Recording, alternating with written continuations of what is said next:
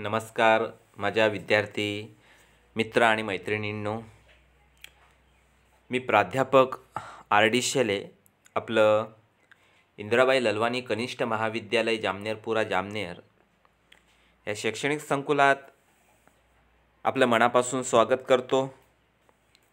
आज आपण ह्या नवीन व्हिडिओमध्ये इयत्ता 11वीचा अभ्यास करणार आहोत। 11वीमध्ये मराठी युवक भारती या पुस्तकाचा अभ्यास आपण या ठिकाणी करणार आहोत। आपण मागील व्हिडिओमध्ये अनेक घटक, अनेक गद्य, अनेक पद्य, उपयोजित मराठी आणि व्याकरणाचा भाग अभ्यासून घेतलेला आहे। त्यानंतर आपण ह्या ठिकाणी पद्य विभागातील कविता जी आहे ती अभ्यासणार आहोत मित्रांनो। तर कविता आपल्या समोर आहे, आपल्या पुस्तकास आपण पाहणार आहोत मित्रांनो। सर्वांनी आपलं पुस्तक वर काढायचं आहे, आपल्या पुस्तकात लक्ष द्यायचं आहे। तर कविता आहे ऐसी अक्षरे रसिके। ह्या कवितेचा अभ्यास आपण ह्या नवीन व्हिडिओमध्ये करणार आहोत। अशी सुंदर अक्षरं या ठिकाणी निर्माण केलेली आहे संत ज्ञानेश्वर महाराजांनी, की संत ज्ञानेश्वरांनी की असे सुंदर सुंदर अक्षरं मी या ठिकाणी निर्माण करीन। तर त्यांचा परिचय आपण ह्या ठिकाणी जाणून घेणार आहोत। संत ज्ञानेश्वर सर्वांना परिचित आहेतच, सर्वांना माहिती आहेत। अनेक त्यांचे अभंग गाथा त्यांच्या प्रसिद्ध आहेत, सर्वांना त्यांचा परिचय माहीत आहे। अनेक त्यांच्या नावावरती असलेले अभंग ग्रंथ खूप मोठ्या प्रमाणावरती प्रसिद्ध आहेत। म्हणून अशी ही व्यक्ती कवी संत ज्ञानेश्वर, त्यांचा परिचय आपण ह्या ठिकाणी जाणून घेणार। जन्म आहे 1275, मृत्यू 1296। परिचय आहे त्यांचा बघूया आपण। श्रेष्ठ संत, प्रज्ञावंत तत्वज्ञ, अलौकिक प्रतिभावंत कवी, सर्व जगाला सन्मार्गाचा संदेश देणारे संत कवी, तत्वज्ञान, आत्मविचार, साक्षात्कार, काव्य सौंदर्य, कल्पना वैभव आणि रसाळपणा या दृष्टीने त्यांनी लिहिलेला अजोड ग्रंथ म्हणजे ज्ञानेश्वरी होय। अमृतानुभव, चांगदेव 65, अभंग गाथा हे त्यांचे ग्रंथ सुप्रसिद्ध आहेत। तत्वज्ञान, भक्ती आणि काव्य यांचा अपूर्व संगम संत ज्ञानेश्वरांच्या रचनांमध्ये आढळतो। संत ज्ञानेश्वरांच्या लेखनातून त्यांच्या व्यक्तिमत्वाचे विलोभनीय दर्शन घडते। विनयशील वृत्ती, अतुलनीय गुरुभक्ती, असीम करुणा, मातृहृदयी वात्सल्य, अजोड रसिकता असे त्यांच्या व्यक्तिमत्वाचे विविध पैलू दिसून येतात। अनेक ग्रंथसंपदा, अनेक गाथा, अभंग त्यांच्या नावावरती आपल्याला दिसून येते। अतिशय सुंदर म्हटलं म्हणजे ज्ञानेश्वरीमध्ये असलेल्या रसाळ ओव्या, अगदी सुंदर सुंदर ओव्या ज्ञानेश्वरीमध्ये निर्माण केलेल्या आहे। अमृताहूनही गोड अशा ओव्या ज्ञानेश्वरीमध्ये निर्माण केलेल्या आहेत। त्यास ज्ञानेश्वरीमधून 6वा अध्याय जो आहे, ओवी क्रमांक 14 ते 24 मधील ही कविता ऐसी अक्षर रसिके, त्याचा आशय आपण ह्या ठिकाणी अभ्यासून घेणार आहोत मित्रांनो। प्रस्तुत ओव्यातून मराठी भाषेविषयीचा अभिमान व्यक्त झाला आहे। अमृतापेक्षाही गोड असलेल्या मराठी भाषेविषयीची गौरवाची भावना आणि आपल्या शब्द सामर्थ्यावर असणारा सार्थ विश्वास व्यक्त करताना संत ज्ञानेश्वर म्हणतात, माझ्या मराठीतून अमृताशीही पैंज जिंकणारी अशी रसाळ अक्षरं मी निर्माण करेन। रसाळ बोलीत निर्माण केलेल्या या ओव्या म्हणजे मोठी मेजवानी आहे। या ओव्यांमध्ये रसाळ बोलांना दिलेली सूर्याची उपमा ही विशेष परिणामकारक आहे. बघा, संत ज्ञानेश्वर महाराजांनी दर्शवलेलं आहे की अमृताहूनही गोड असे शब्द मी माझ्या ज्ञानेश्वरीमध्ये, माझ्या अभंगामध्ये निर्माण करेन, माझ्या मराठीमध्ये निर्माण करेन. किती अमृताहूनही गोड असणार, म्हणजे अमृताशीही पैंज जिंकणारी असणार, अमृताला सुद्धा हरवून देणार अशी मराठी भाषेचे बोल मी ह्या मराठीत ज्ञानेश्वरीत निर्माण करणार आहे. अमृतापेक्षा रसाळ असलेल्या मराठी भाषेची थोरवी या ओव्यांमध्ये अनेक दृष्टांतातून वर्णिलेली आहे. मराठी शब्द सामर्थ्यावर असलेला दृढ विश्वास येथे प्रकर्षाने व्यक्त झाला आहे. मराठी शब्द सौंदर्याचे गुणगान केले आहे. शब्द कडेला सूर्याची उपमा दिलेली आहे. बघा, अशी सुंदर सुंदर उपमा ह्या ठिकाणी आपल्याला वापरताना संत ज्ञानेश्वर महाराज दिसून येणार आहेत. कविता आपण ह्या ठिकाणी वाचून घेणार, त्यानंतर सुरुवात करणार. माझा मराठाची बोलू कौतुके, परी अमृता तेही पैजा जिंके, ऐसी अक्षर रसिके मेळवीन. जे कवडिकेचे निपाडे, दिसती नादींचे रंग थोडे, वेधे परिमळाचे बीक मोडे जयाचेनी.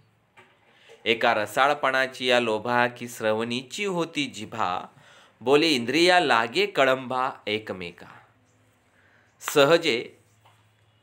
सहजे शब्द तरी विश्वश्रवणाचा, परी रसना म्हणे हा रसू आमचा. घ्राणासी भाव जाय परिमळाचा, हा तोची होईल.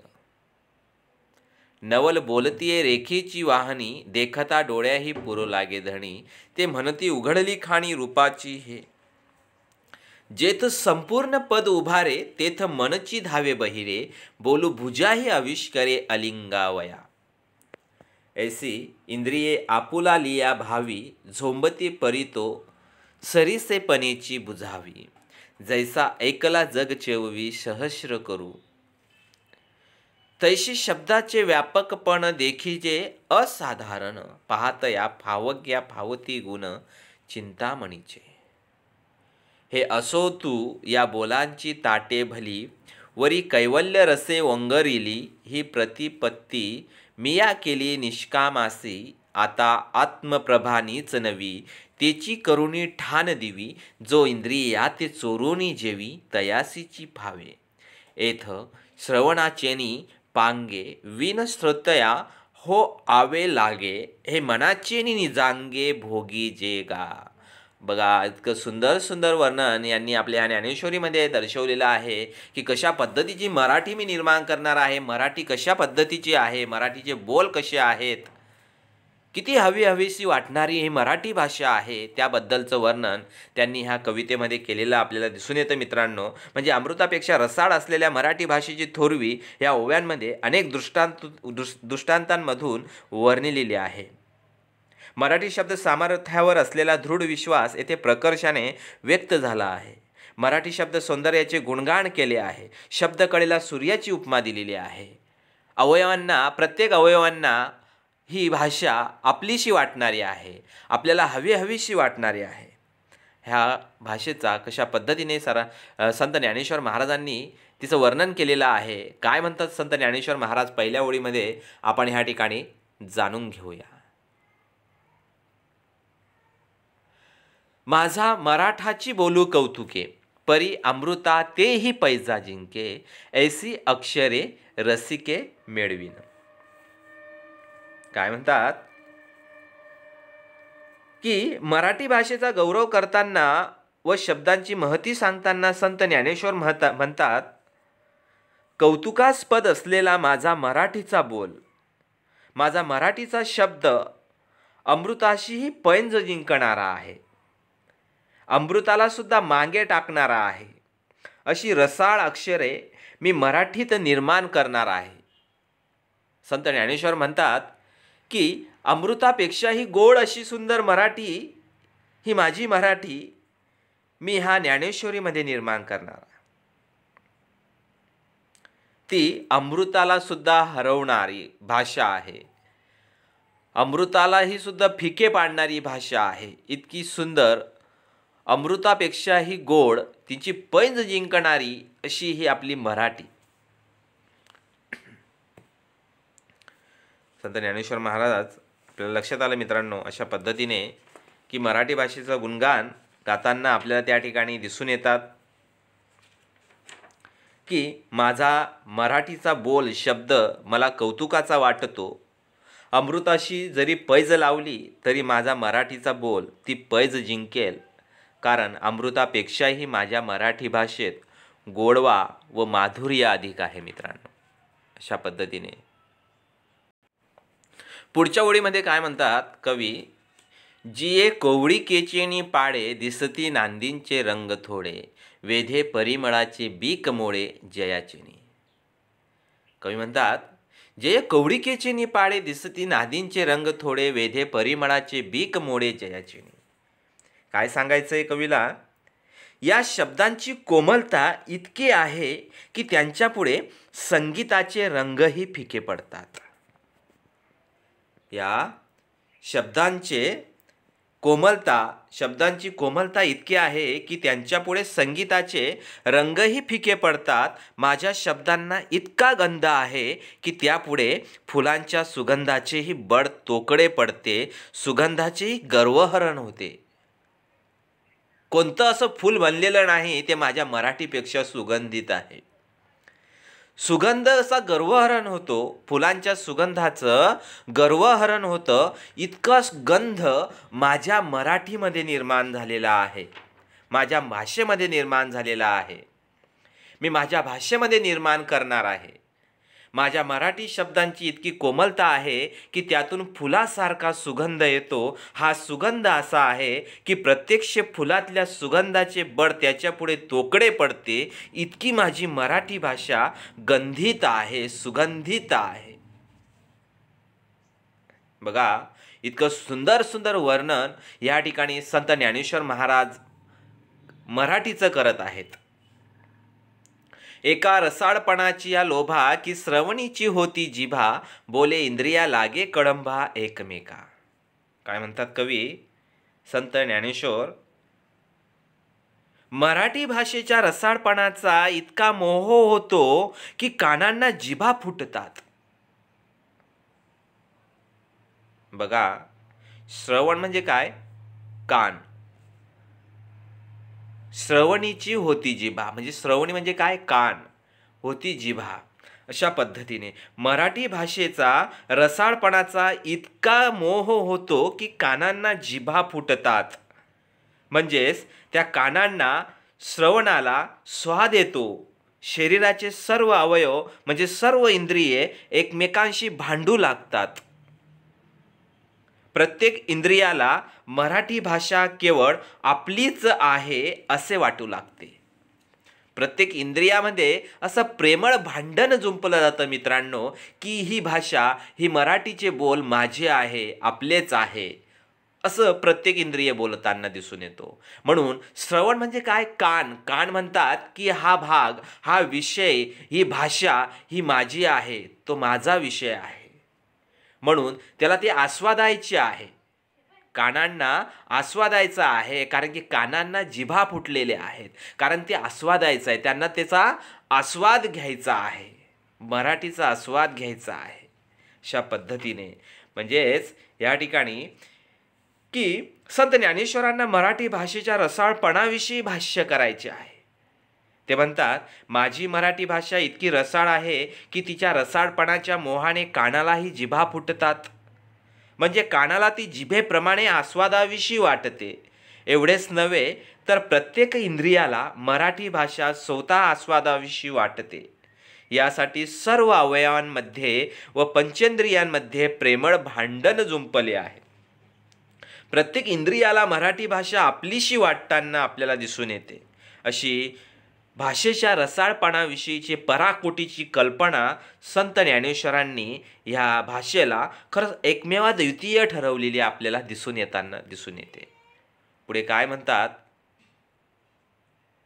सहजे शब्द तरी विश्वश्रवणाचा, सहजे शब्दू तरी विश्वश्रवणाचा, परी रसना म्हणे हा रसू आमचा, घ्राणासी भाव जाय परिमळाचा, हा तोची होईल. काय म्हणतात कवी संत ज्ञानेश्वर महाराज की खरे म्हणजे शब्द हा श्रवणाचा, ऐकण्याचा विषय आहे. शब्द हा श्रवणाचा विषय आहे, ऐकण्याचा विषय आहे. परंतु जीभ म्हणते की तो रस, तो शब्द माझा आहे. जिभेला सुद्धा वाटत आहे की मला हेच श्रवण करायचं, मला आस्वाद घ्यायचा आहे. तो शब्द माझा आहे, त्याचा आस्वाद मला घ्यायचा आहे, मला आस्वादायचा आहे. नाकाला तर शब्दांचा सुगंध येऊ लागतो. बघा, इतकी सुंदर वर्णन संत ज्ञानेश्वर महाराजांनी मराठीचं केलेलं आहे. मित्रांनो, मराठीबद्दल बोलावं तितकं कमीच. इतकं अमृताहूनही गोड असलेली मराठी, अमृताशीही पैंज जिंकणारी मराठी, या ठिकाणी प्रत्येक पंचेंद्रियाला, प्रत्येक अवयवाला मराठी आपली हवी हवीशी वाटताना, तिचे बोल हवे हवेसे वाटताना आपल्याला ह्यामध्ये दिसून येतात. की प्रत्येक अवयव म्हणतो की हा माझा विषय आहे, ही भाषा माझी आहे, हा शब्द माझा आहे, मला आस्वादायचा आहे. नाकाला तर शब्दांचा सुगंध येऊ लागतो. त्यामुळे नाक म्हणते शब्द हा माझा विषय आहे. बघा, अशा पद्धतीने ह्या ठिकाणी प्रत्येक अवयवांमध्ये असं प्रेमळ भांडण जुंपलेलं आपल्याला दिसून येत आहे. मित्रांनो, किती सुंदर सुंदर अशा पद्धतीने. पुढे, नवल बोलतीये रेखेची वाहनी, देखता डोळ्याही पुरो लागे धनी. काय म्हणतात? नवल बोलतीये रेखेची वाहनी, देखता डोळ्याही पुरो लागे धनी, ते म्हणती उघडली खाणी रूपाची हे. या रेखेच्या वाहनीचे, बघा, ह्या रेखेच्या वाहनीचे म्हणजे शब्दांचे नवल असे की हे शब्दचित्र पाहून डोळ्यांची तृप्ती होते. हे ग्रंथ बघून, हे शब्द बघून, मराठीतले बोल बघून, ते शब्द बघून डोळ्यांना तृप्ती मिळते. डोळ्यांचे पारणे फिटतात. डोळे म्हणतात की आमच्यासाठीच हे सौंदर्याचे भांडार खुले केले आहे,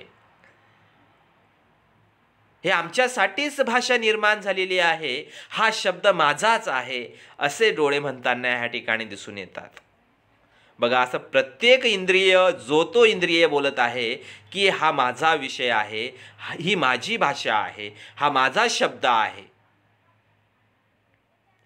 त्याला मला ग्रहण करायचा आहे, मला बघायचा आहे.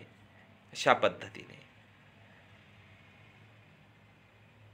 त्यानंतर जेथ संपूर्ण पद उभारे, तेथ मनची धावे बहिरे, बोलू भुजाही आविष्करे अलिंगावया. काय म्हणतात?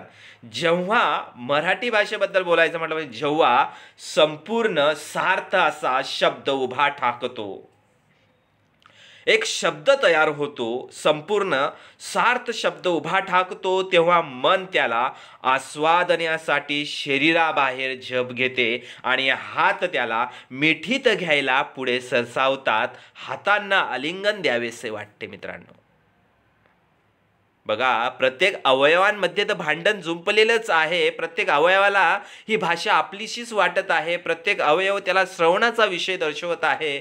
तसंच जेव्हा एक संपूर्ण पद, जेव्हा संपूर्ण शब्द उभा टाकतो, एक संपूर्ण अक्षर निर्माण होतं, एक शब्द निर्माण होतो, तेव्हा आपल्या मन जे आहे, आपलं मन जे आहे, बाहेर येऊन त्याला आस्वादण्यासाठी शरीराबाहेर झेप घेतं आणि त्याला हात त्याला मिठीत घ्यायला पुढे सरसावतात.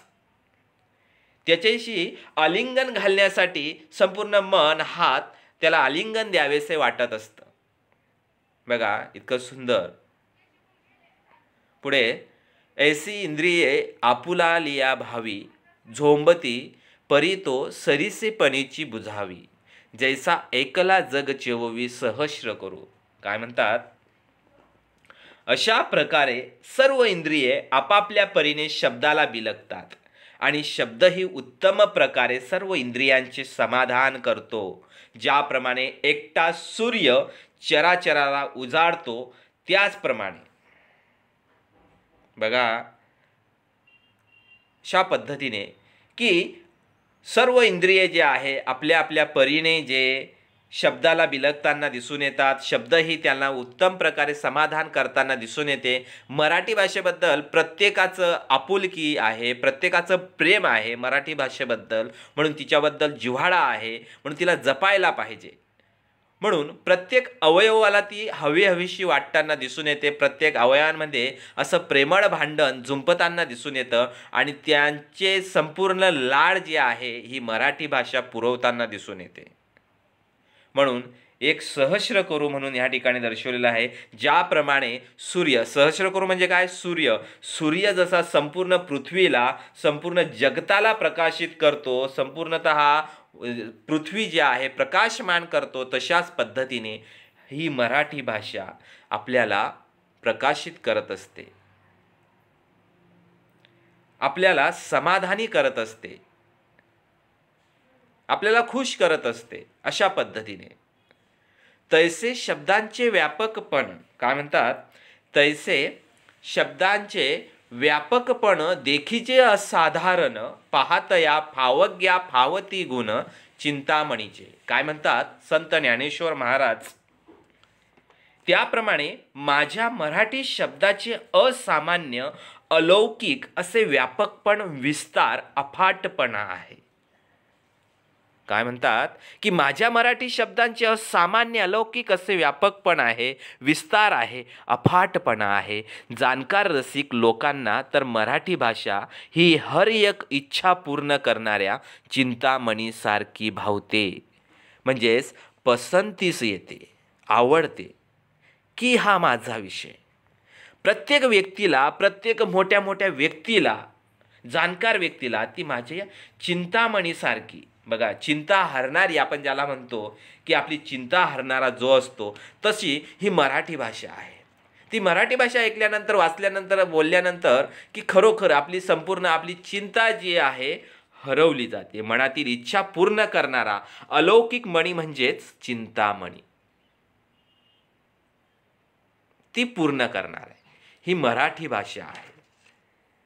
तैसे शब्दांचे व्यापकपण देखीजे असाधारण, पाहत या भावग्या फावती गुण चिंतामणीचे. संत ज्ञानेश्वर महाराजांनी बघा अशा पद्धतीने सर्व इंद्रियांना हवीशी वाटणारी माझ्या मराठी भाषेची गोडी जाणकार रसज्ञांना कशी भावते याचे यथोचित वर्णन उपरोक्त ओवींमध्ये त्यांनी केलेले आपल्याला दिसून येते.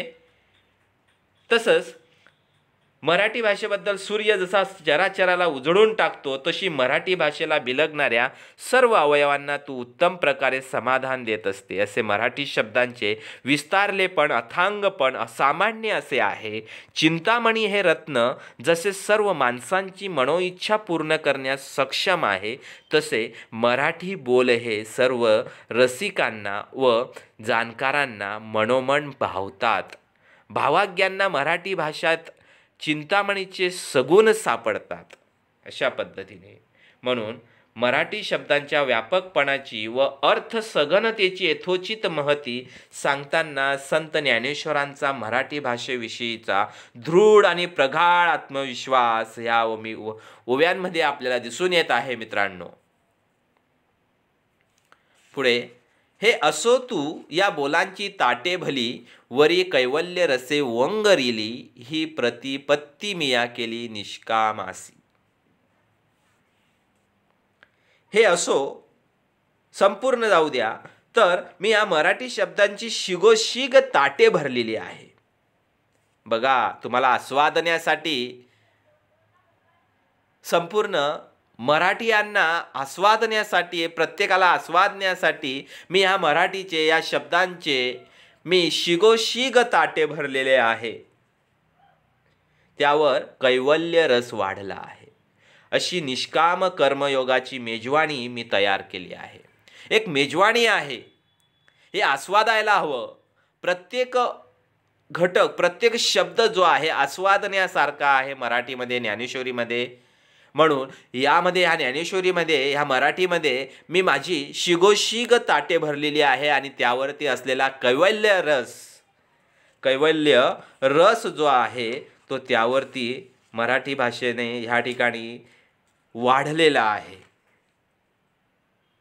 पारमार्थिक सुख आपण ज्याला म्हणतो, आध्यात्मिक तत्व आपण ज्याला म्हणतो, ते रस तो त्या ठिकाणी वाढलेला आहे. म्हणून अशा पद्धतीने हा निष्काम म्हणजे कार्याचा परिणाम किंवा मोबदला किंवा परिपाक न घेणे निस्वार्थ बुद्धीने केलेले काम आहेत. अशा पद्धतीचे आता आत्मप्रभा नीच नवी, आता आत्मप्रभा नीच नवी, त्याची करुणी ठाण दिवी, जो इंद्रियाते चोरुनी जेवी, तयासीची भावे. काय म्हणतात, आता या नित्य नूतन आत्मप्रकाशाची समयी दीपज्योत जी आपण ज्याला म्हणतो समयी मी तेवत ठेवणार आहे, ठेवली आहे. या नित्य नूतन आत्मप्रकाशाची समयी ज्ञानेश्वरीमध्ये असलेले जे सुंदर सुंदर बोल, मराठी भाषेत असलेलं बोल, हे मी आत्मप्रकाशाची समयी आहे, दीपज्योत आहे, मी हे कायमस्वरूपी तेवत ठेवली आहे. मराठी भाषेची अक्षय संपदा जो इंद्रियातीत, इंद्रियांच्या पलीकडे जाऊन निसंगपणे आस्वादेल त्यालाच ती प्राप्त होईल. असे कोणालाही प्राप्त होणार मित्रांनो. त्याचं खरोखर जो गुणगान गाणार, मनापासून तिचा वाचन करणार, मनापासून तिच्यावरती प्रेम करणार, त्यालाच ते फावणार, त्यालाच ते प्राप्त होणार. अशा पद्धतीने एथ श्रवणाचेनी पांगे, विन श्रोतया हो आवे लांगे. एथ श्रवणाचेनी पांगे, विन श्रोतया हो आवे लागे, हे मनाचेनी निजांगे भोगी जेगा. शेवटच्या ओळीमध्ये संत ज्ञानेश्वर महाराजांनी ज्ञानेश्वरीच्या ह्या ओळींमध्ये दर्शवलेला आहे कवितेत, ऐसे अक्षर रसिके. आता श्रोते हो एक गोष्ट करा, श्रोते हो एक गोष्ट करा, की मी निरूपण करीत असलेली मराठी भाषेची थोरवी ऐकण्याच्याही पलीकडे जाऊन मनाने आत्मरत होऊन आस्वादा. बघा, मनाने आस्वादा, मनातून अभ्यासा. मराठी तुम्हाला जे अभ्यासायचे आहे, बोलायचं आहे, ते आपल्या हृदयातून बोला, आपल्या मनातून बोला. मराठी इतकी सुंदर आहे की अतिशय, की ते बोलताना सुद्धा मधुर वाटत असते, सुंदर वाटत असते.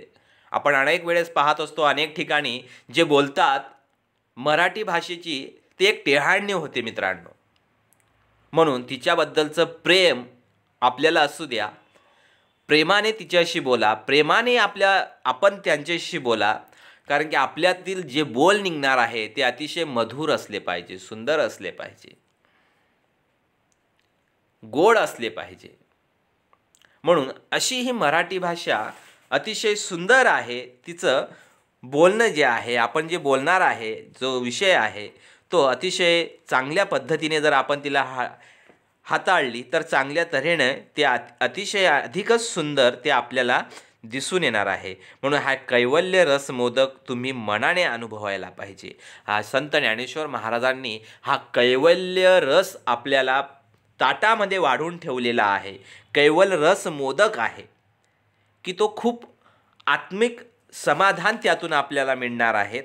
म्हणजेच हा परमार्थिक सुख आपल्याला प्राप्त होणार आहे. आध्यात्मिक तत्व त्यात सांगितलेलं आहे. त्या सर्व गोष्टींचा फायदा आपल्याला होणार आहे. म्हणून हे मनापासून आस्वादा, मनापासून तिचा फायदा घ्या. अशा पद्धतीने संत ज्ञानेश्वर महाराजांनी ह्या ओव्यांमध्ये अतिशय सुंदर सुंदर वर्णन या ठिकाणी केलेलं आपल्याला दिसून येतं मित्रांनो. की बघा, की आपण पाहिलं की ऐसे अक्षर रसिकेमध्ये संत ज्ञानेश्वर महाराजांनी मराठी भाषेचे गौरवगीत गायलेले आपल्याला दिसून आलं.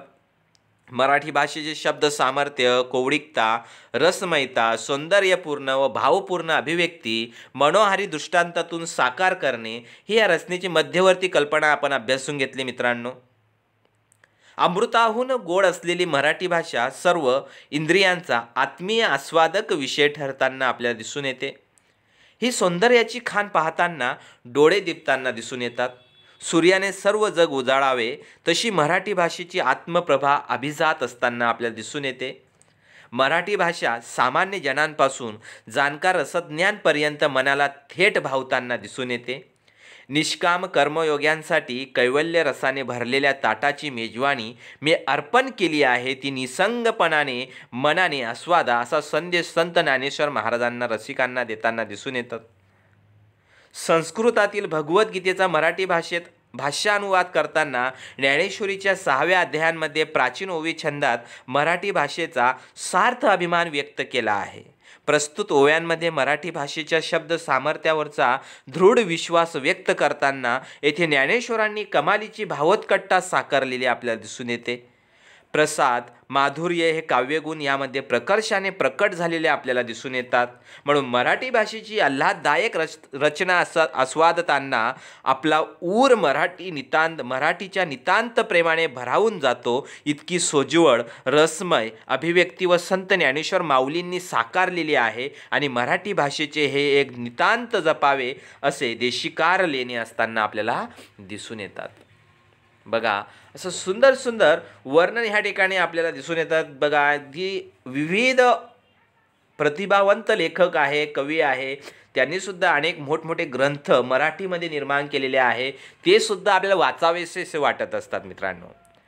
अशीच ही एक ज्ञानेश्वरी संत ज्ञानेश्वर महाराजांनी तयार केलेली ही ज्ञानेश्वरीमधील हा जो अध्याय आहे 6वा, हा अध्याय ऐसे अक्षर रसिके त्यातून घेतलेला हा अध्याय आहे, अभंग आहे. इतकं सुंदर वर्णन संत ज्ञानेश्वर महाराजांनी या अभंगामध्ये केलेलं आपल्याला मराठीबद्दलचं दिसून येतं मित्रांनो. बघा, अशा पद्धतीने ही जी कविता होती आपली ह्या ठिकाणी संपलेली आहे मित्रांनो. आणि त्यावर असलेली जी कृती आहेत, कृती तुम्हाला सोडवून घ्यायची आहे. कृती तुम्हाला असणार आहे संत ज्ञानेश्वरांच्या भाषेचे वैशिष्ट्ये काय असणार, अमृताशी पैजा जिंकणारी, रसाळ, कोवळिकता, सुगंधित अशा पद्धतीने, किंवा त्यामध्ये असलेले काही परिणाम आहे, इंद्रिय आहे, इंद्रियावरती काय परिणाम होतो, कानांना काय जिभा होतात, जिभेचा काय आमचा रस आहे असं जीभ म्हणते, नाक काय म्हणतात तर सुगंध येतो नाकाला, डोळ्यांना काय वाटतं की पाहून तृप्ती लाभते, आणि इंद्रिय इतर गोष्टींना मन म्हणतं बाहेर धावायचं, आणि भुजा म्हणतं आलिंगन द्यायला सरसावण्यासाठी. बघा, अशा पद्धतीने रसाळ बोलाचे कार्य आणि सूर्याचं कार्य काय सांगणार, व्यापकपण. रसाळ बोलाचे कार्य काय आहे, व्यापकपण, आणि सूर्याचं कार्य सर्वत्र पसरतो आणि सर्वांना प्रकाशित करतो. तसं हे व्यापकपण आहे. सर्व इंद्रियांची उत्तम प्रकारे समाधान करतो आणि सूर्य मात्र चराचराला उजाडतो. अशा पद्धतीने बघा, अशा अनेक गोष्टी ज्या आहेत तुम्हाला या ठिकाणी परीक्षेमध्ये विचारल्या जाऊ शकतात मित्रांनो. त्यावर असलेले काही वाक्य आहे. मराठीचे रसाळपण आस्वादताना कानाला जिभा फुटतात. आता हे शब्दशक्ती आहे. कोणत्या शब्दशक्तीमध्ये येणार, व्यंजना. बरोबर. मराठीच्या कोमलतेने सुगंधाचे गर्वहरण होते, व्यंजना. मराठी भाषा म्हणजे रेखेची वाहणी, अभिधा. अशा पद्धतीने काही तुम्हाला काव्यगुणही विचारले जाईल. माझा मराठाची बोलू कौतुके, परी अमृता तेही पैजा जिंके, ऐसी रे अक्षर रसिके मेळविन, प्रसाद. हे काव्यगुण आहे. नवल बोलतीये रेखेची वाहणी, देखदा डोळ्याही पुरो लागे धनी, ते म्हणती उघडली खाणी रूपाची हे, माधुर्य काव्यगुण ह्यामध्ये निर्माण होतो. अशा अनेक गोष्टी ह्या मराठीमध्ये आपल्या अभंगामध्ये सुद्धा दर्शवलेल्या आहे. तुम्हाला परीक्षेमध्ये विचारलं जाईल मित्रांनो, हे लक्षात ठेवणं गरजेचं आहे. आणि पुढे आपण यावर असलेले ऐसे अक्षर रसिके यावर असलेले नोट्स ज्या आहेत, जे लिखाण आहेत, ते आपण नंतरच्या भागात करून घेणार आहोत मित्रांनो. धन्यवाद.